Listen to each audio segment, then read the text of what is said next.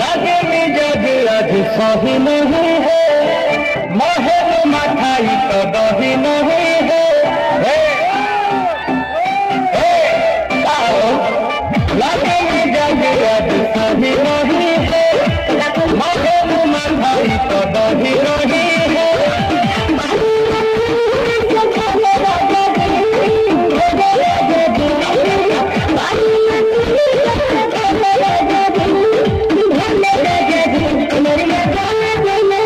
Maria,